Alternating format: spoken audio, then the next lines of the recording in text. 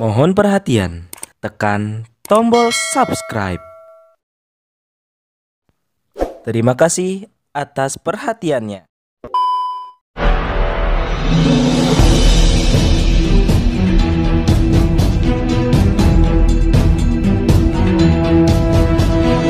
Saya Yani Muhammad, driver online Depok.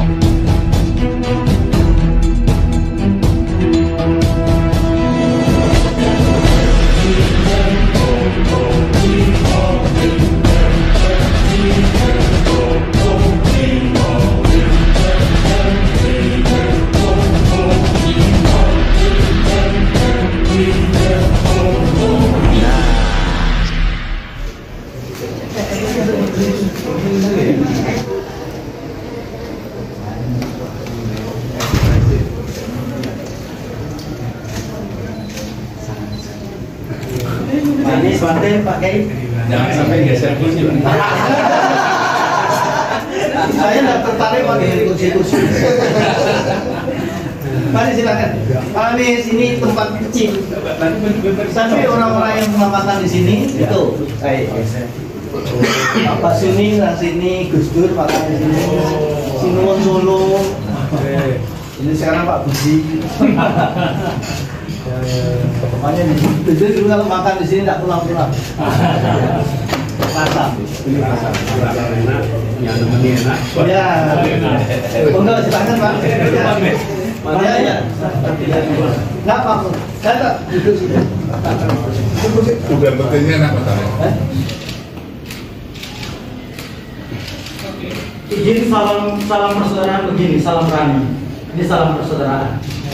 Begini. Kanan apa kiri? Kita kiri, berarti bapak-bapak kanan. Oh, gitu.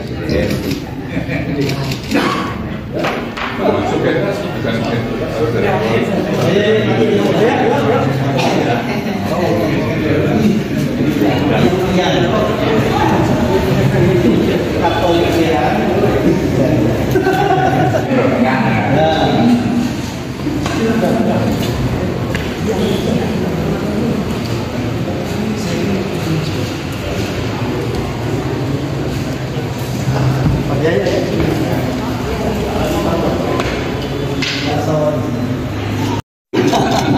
Selamat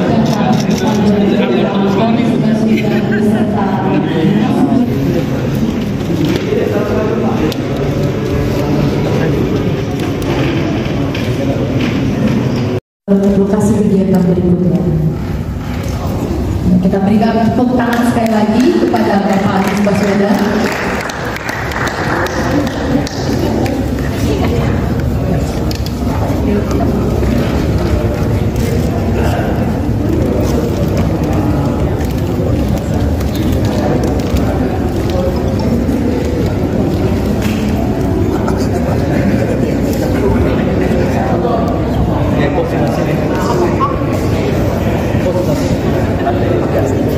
Kepada para hadirin dimohon untuk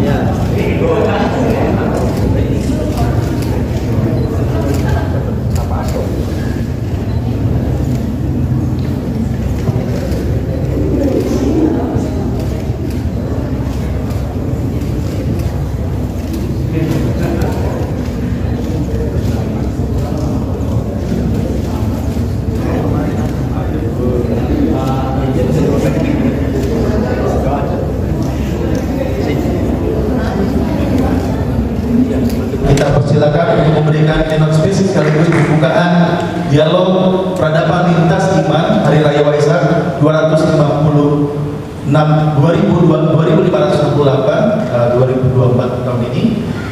Kita berikan aplaus yang meriah.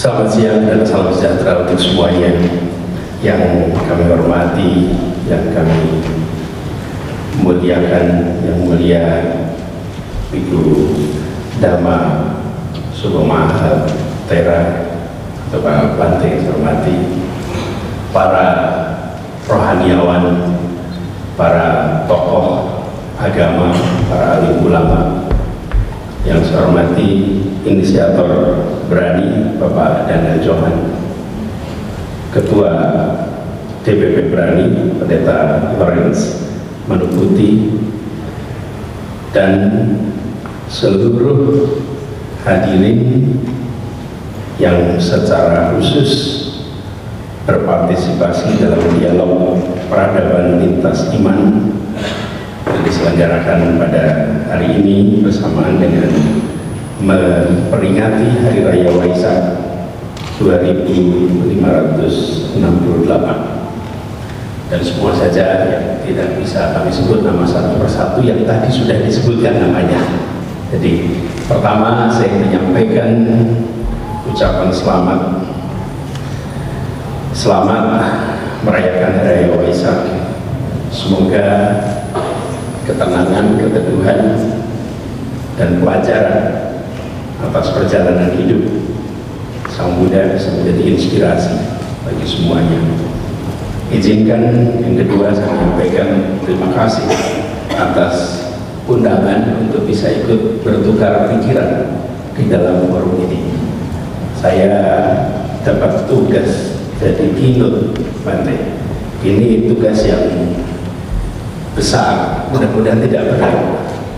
Tugas yang besar, mudah-mudahan tidak berat. Kami sama-sama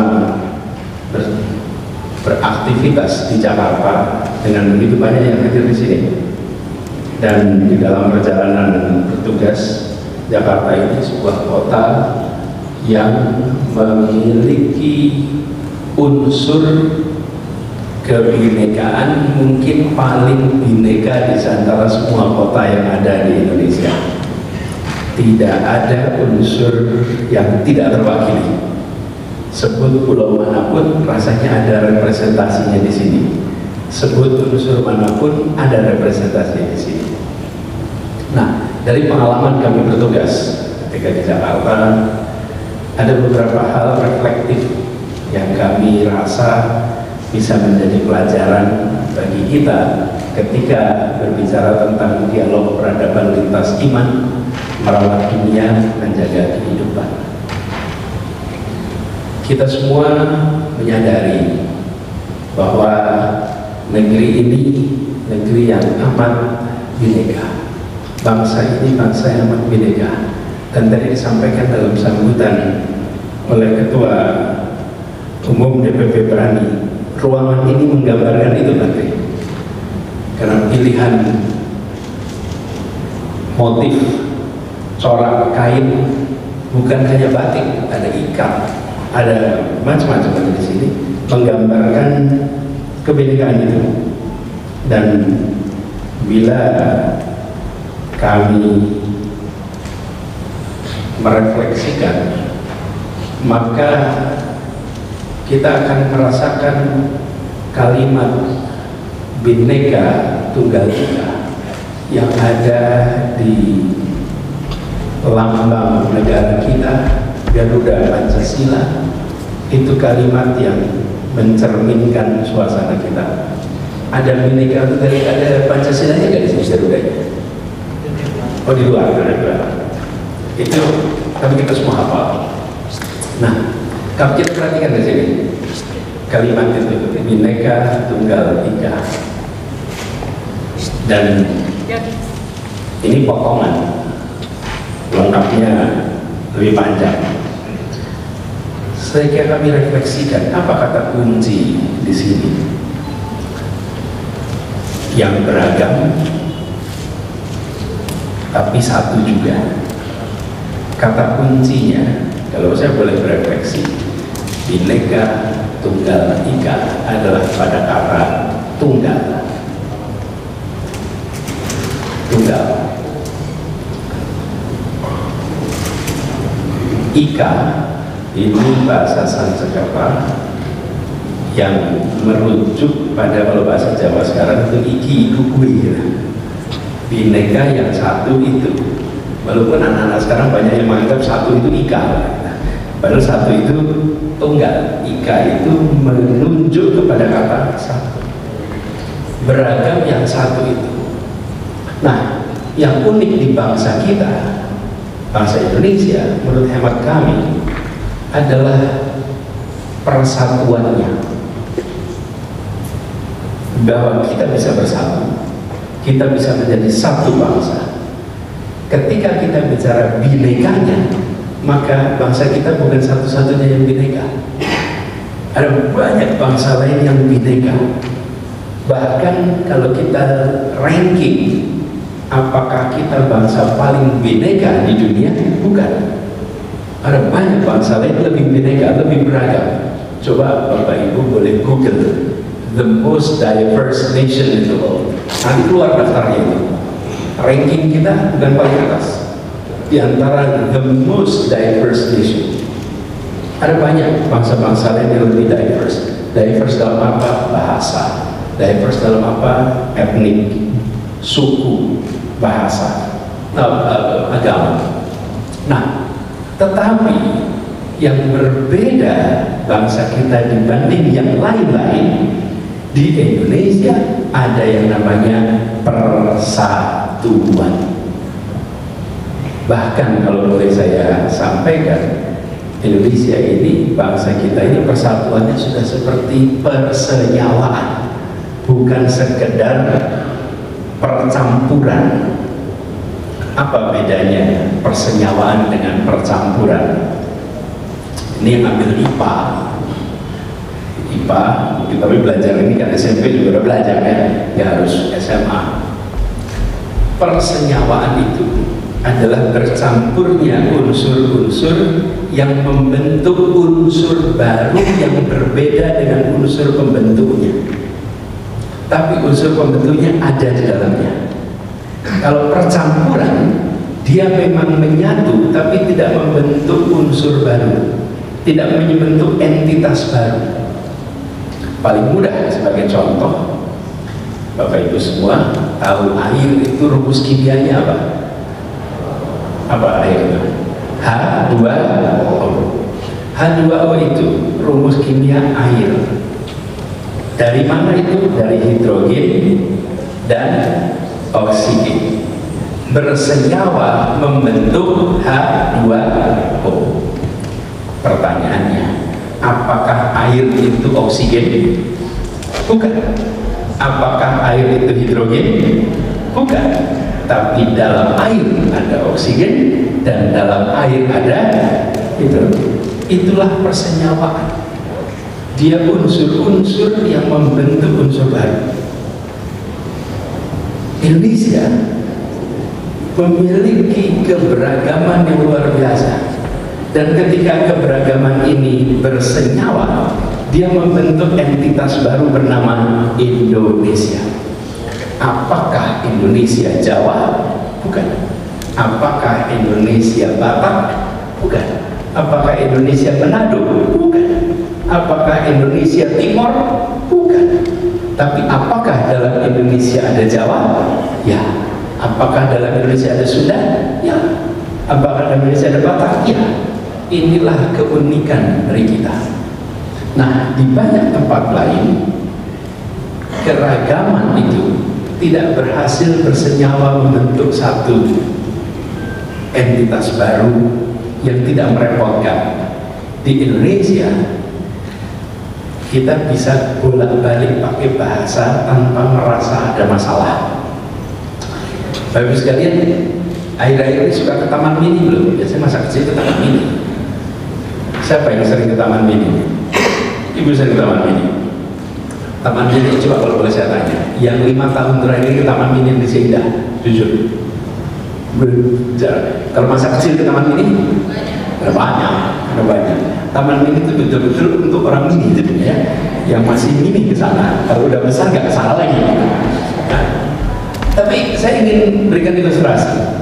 Saya baca anak-anak ke Taman Mini nanti. Anak saya jalan-jalan ke Taman Mini, lalu kami duduk. Lalu di situ saya merasakan fenomena Indonesia luar biasa. Apa itu? Ketika kami selesai berkunjung ke anjungan-anjungan, lalu duduk di bukan restoran sih, semacam itu kan ada seperti halte outdoor, tapi ada atapnya, lalu di situ makan siang, minum. Saya dengan anak-anak di situ, kami duduk. Apa yang menarik ketika kami duduk? Tetangga-tetangga kami itu ada yang bicara bahasa Sunda, ada yang bicara, ini rombongan dari seluruh Indonesia, bahasanya beda-beda di tiap meja, tiap kursi, karena berasal dari mana-mana. Tapi ketika mereka pesan makanan, semua pesan dengan bahasa Indonesia. Dan tidak ada perasaan beban. Saya bahasa Manado, ganti bahasa Indonesia. Saya bahasa Sunda, ganti bahasa Indonesia. Saya bahasa Batak, ganti. Tidak ada beban sedikit pun. Dan tidak ada orang berbicara bahasa Sunda di situ dikatakan Anda kurang Indonesia. Tidak ada. Anda ketika ngobrol bahasa Batak, tidak ada yang mengatakan Anda kurang Indonesia. Tidak ada. Semua bisa berbahasa dengan bahasa daerahnya dan tidak pernah dianggap kurang Indonesia. Itu dasarnya persenyawaan yang ada di Indonesia. Sehingga tidak ada perasaan, oh kalau saya berbicara bahasa Bali lalu saya dianggap saya kurang Indonesia. Tidak ada. Saya sama sekali tidak ada. Itu tidak terjadi di bangsa-bangsa lain, Bapak Ibu sekalian. Kita sanggup mempersatukan menjadi sebuah persenyawaan yang dahsyat. Nah, karena itu saya bisa sampaikan di sini kalimat Bhinneka Tunggal Ika, kata paling dahsyat itu kata tunggal. Karena itu yang membuat kita menyatu. Di sisi lain kita menghargai, merawat bhinekanya, sehingga bhinekanya tidak hilang. Dia tetap menjadi bagian dari sebuah tunggalnya bangsa Indonesia. Nah, itu kemudian kalau kita reflektifkan, latar belakang kita memang berbeda-beda dan kita tidak bisa mempersatukan, menyamakan latar belakang. Bagaimana mau disatukan? Saya lahir dari sebuah keluarga yang suku bangsanya A, agamanya B. Memang kita bisa ngatur, bisa berbalik, mengubah, tidak bisa.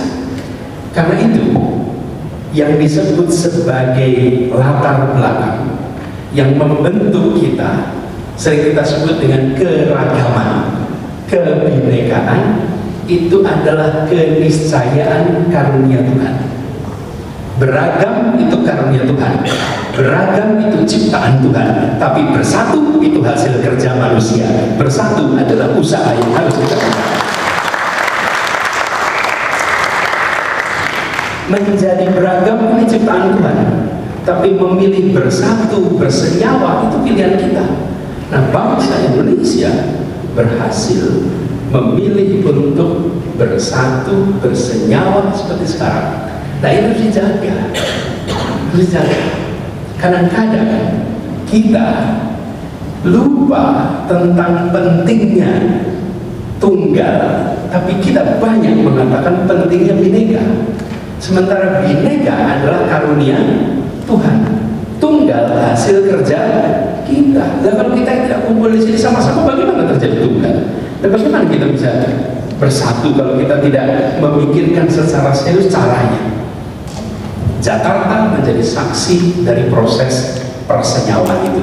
Ketika bulan Oktober 1928, para pemuda berkumpul menyatakan Sumpah Pemuda. Yang dahsyat dari sumpah itu, ingat ya sumpahnya itu? Apa sumpahnya? Satu apa? Bertanah air satu, tanah air Indonesia. Lalu berbangsa satu bangsa. Yang ketiga, berbahasa persatuan, bahasa, bukan berbahasa satu ya, bahasa persatuan, bahasa Indonesia. Menyatakan dua yang pertama itu mudah, satu tanah air mudah, menyatakan satu bangsa mudah, tapi menyatakan yang ketiga, berbahasa persatuan, bahasa Indonesia. Bayangkan kalau kita, ini Bante berasal dari Kediri, besar di Blitar, berarti bahasa kecilnya bahasa Jawa. Representasi di pertemuan itu pasti Java. Saat itu jumlah pengguna bahasa terbanyak di Nusantara bahasa apa? Jawa, paling banyak. Pertanyaannya, kenapa mereka tidak ngotot? Bayangkan kalau mereka pulang kampung, ditanya di kampungnya, jenengan iki to? Makili Jawa malah ngalah. Anda jangan ngomong hari ini, ngomong tahun 28, belum ada yang namanya Indonesia. Pernyataan di situ pun tulisannya negeri Jakarta. Coba aja dicek. Yang namanya Indonesia masih ada imajinasi. Dan mereka memilih untuk menggunakan bahasa yang dianggap bisa memberikan perasaan kesetaraan, yang bisa memberikan perasaan tidak ada hierarki dan kelas, dan diputuskan menggunakan bahasa Melayu Kepulauan yang sekarang kita sebut sebagai bahasa Indonesia. Itu dahsyat. Tidak ditemukan bangsa lain, negara baru yang menyepakati bahasa persatuan sebelum ada negara. Kita 17 tahun sebelum ada negara sudah milih bahasa Indonesia. Ini karena saya tugas di Jakarta kemarin, jadi saya baca dikit-dikit nih sejarah soal daerah Pasar Senen, Pak. Ternyata Pasar Senen ini Bante, pada tahun 30-an itu pusat kursus bahasa. Bahasa apa? Kira-kira kalau tempat kursusnya bahasa apa waktu itu? Sebelanda? Bukan kursus bahasa Indonesia. Orang dari mana-mana datang ke Jakarta untuk menjadi Indonesia, syaratnya bisa apa? Bahasa Indonesia. Dari Klaten bahasa Indonesia, ini kira-kira begitu. Dari Manado bahasa Indonesia, dari Parapat bahasa Indonesia, dari mana-mana datang belajar bahasa Indonesia untuk bisa menjadi Indonesia. Coba dicek Sultan Takdir Ali Sabana, salah satu kegiatannya mengajar bahasa Indonesia. Itu semua terjadi hari ini, semua bicara bahasa Indonesia. Jadi kita lupa kalau dulu kita sama-sama belajar bahasa Indonesia. Nenek saya di Kuningan itu Jawa Barat, beliau bisa menangkap bahasa Indonesia tapi jawabnya bahasa Sunda. Beliau tidak bisa berbicara pakai bahasa, ngerti tapi nggak nyaman. Dia kalau jawab pakai bahasa Sunda, menangkap bahasa Indonesia jawabannya bahasa Sunda. Ya nenek saya sudah wafat tahun 70-an, tapi di era beliau ya semua orang pakai bahasa Sunda. Inilah yang disebut menjadi Indonesia, bahasa menjadi salah satu kunci. Dan dengan bahasa itu, dalam situasi sulit sesulit-sulitnya, sampai konflik keras berdarah sekalipun, ketika masing-masing pihak duduk untuk berunding, maka perundingan itu tidak memerlukan penterjemah. Di negeri lain, kalau mau berunding pakai penterjemah. Di kita tidak ada masalah. Kita ingat pernah ada peristiwa di Kalimantan Barat, antar suku, antar etnik, ada dalam catatan kita. Tapi ketika berunding perlu penterjemah? Tidak, dan tidak ada beban sedikit. Poin yang saya ingin sampaikan adalah persatuan adalah sesuatu yang harus diperjuangkan. Persatuan itu sesuatu yang harus diikhtiar. Persatuan itu tidak muncul begitu saja dan perlu kematangan untuk menyepakati unsur-unsur pembentuk persatuan. Nah, kami melihat ke depan kita ingin terus merasakan itu. Apa caranya? Menurut hemat kami, memberikan kesetaraan kesempatan kepada semua. Ketika kesetaraan itu hadir, maka ada rasa keadilan. Begitu ada rasa keadilan, maka kita bisa menghadirkan perasaan persatuan. Dari persatuan muncul kedamaian. Saya mengutip apa yang pernah disampaikan oleh Martin Luther King Jr. Dia mengatakan begini, peace is not about the absence of conflict and violence. Peace is about the presence of justice.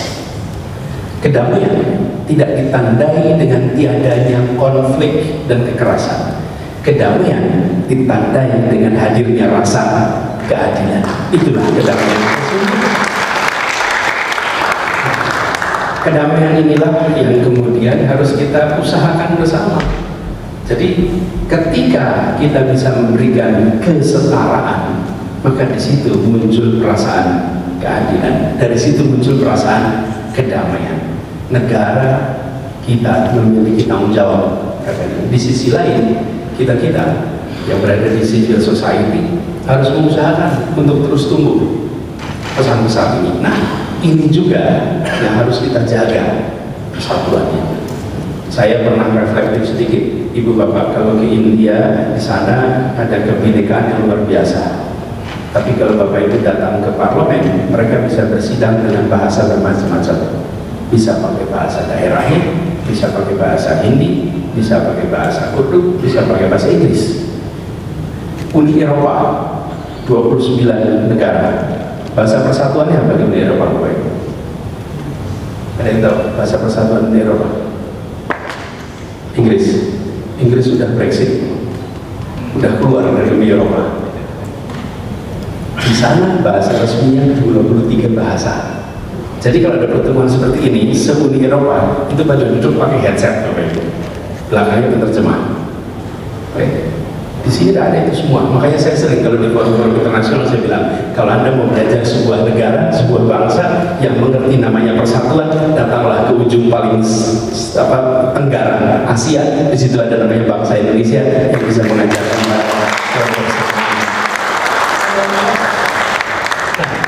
jadi ke depan kami melihat perlunya itu dijaga, bahwa persatuan ini harus dijaga supaya apa? Yang beragam ini terus bisa jalan. Tanpa itu jangan sampai kita lupa pentingnya persatuan. Kenapa? Karena persatuan hasil usaha kita. Keragaman adalah karunia Tuhan. Kita lahir sebagai Muslim, kita lahir sebagai Buddha, kita lahir sebagai Hindu, kita lahir sebagai Nasrani, kita lahir sebagai Katolik, dan Konghucu dan lain-lain. Di luar kendali kita. Tapi bersatu atau tidak, itu pilihan kita.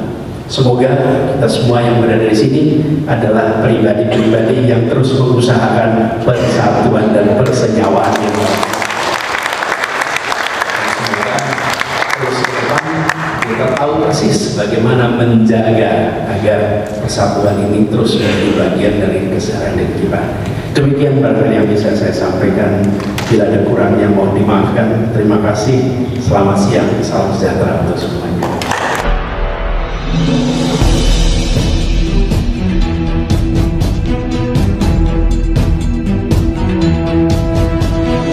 Saya Yani Muhammad, driver online Depok.